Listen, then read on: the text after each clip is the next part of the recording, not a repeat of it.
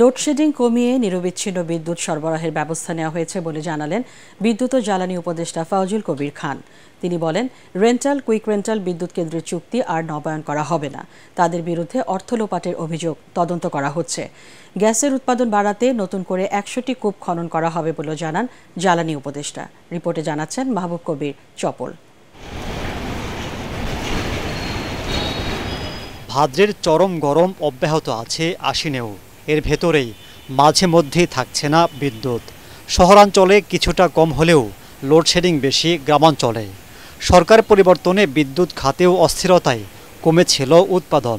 এখন তা স্বাভাবিক করার চেষ্টা করছে সরকার।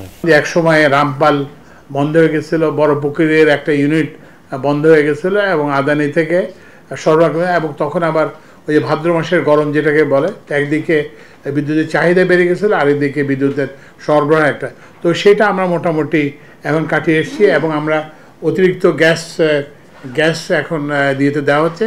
তো সুতরাং লোডশেডিং এখন বিদ্যুৎ খাতে লুটপাটের আরেক নাম রেন্টাল কুইক রেন্টাল বিদ্যুৎ কেন্দ্র। ২০০৭ সালে এর যাত্রা শুরু হলেও ২০১০ সালে বিশেষ আইন করে ৭২টি কেন্দ্র স্থাপনের অনুমতি দেয় আওয়ামী লীগ সরকার।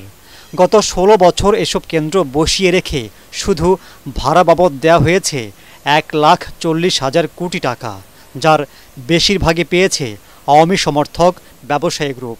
তবে এসবের মেয়াদ আর বাড়াবে না অন্তর্বর্তী সরকার।